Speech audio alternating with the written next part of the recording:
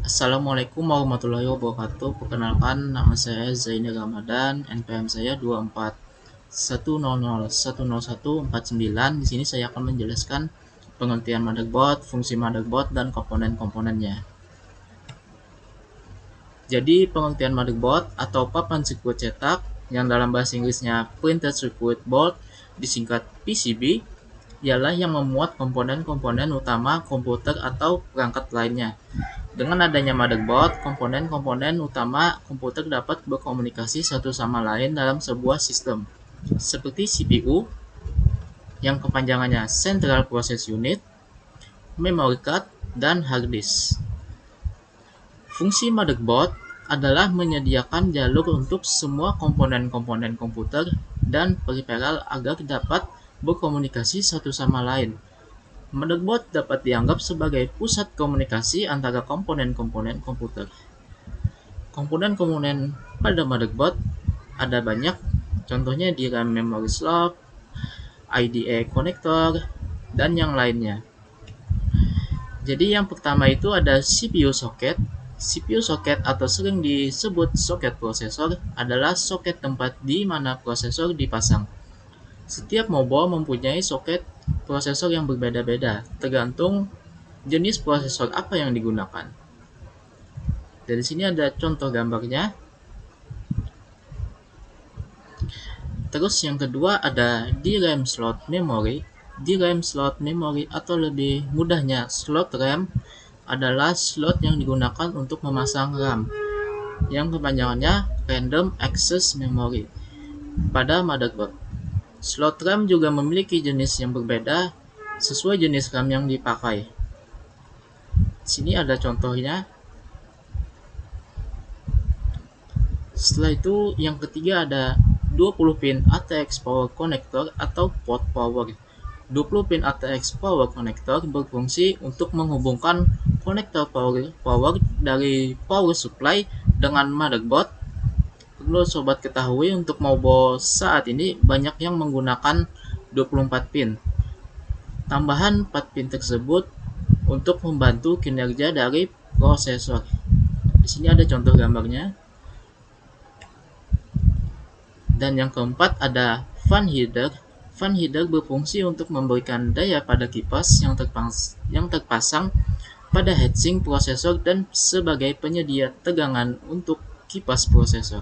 Di sini ada contoh gambarnya juga.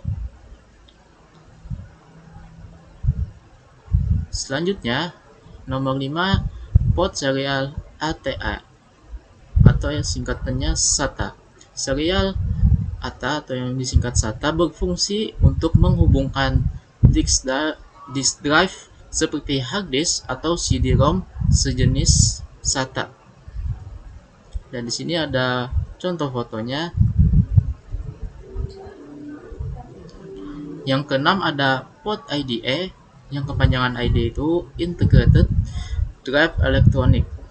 IDE berfungsi untuk menghubungkan disk drive seperti hard disk atau CD-ROM jenis IDE. Yang ketujuh ada USB header. USB header berfungsi untuk menghubungkan front USB dengan motherboard. Sini ada contoh gambarnya. Yang kedelapan ada short bridge. Short bridge adalah komponen utama yang mengatur lalu lintas data antara prosesor dengan sistem memori dan saluran utama motherboard. Yang kesembilan ada NOT bridge. NOT bridge adalah bagian yang menghubungkan prosesor ke sistem memori dan graphic controller melalui bus berkecepatan tinggi dan ke short bridge. Sini ada contoh gambarnya. Yang ke-10 ada slot PCI kali 1 atau PCI kali 1 atau PCI kali 16. PCI Express kali 16 berfungsi untuk menempatkan atau memasang kartu grafik atau VGA card agar dapat menghasilkan output yang berkualitas ke layar monitor. PCI kali 1 berfungsi untuk menempatkan aksesoris seperti adapter kabel, TV tuner, dan sebagainya. Slot PCI berfungsi untuk memasang berbagai kartu plug-in, dapat dipasang beberapa kartu ekspansi seperti modem, kartu jaringan, dan lain-lain. Di sini ada contoh gambarnya untuk PCI kali 1, PCI kali 16, PCI biasa. Terus ke 11 ada slot AGP yang kepanjangannya Accelerated Graphic Port. AGP berfungsi menempatkan kartu grafik atau PGA code yang berjenis AGP. Dan di sini ada contoh gambarnya. Yang ke-12 ada BIOS. BIOS adalah memori permanen tempat tersimpannya data seperti tanggal serta pengaturan dari komputer.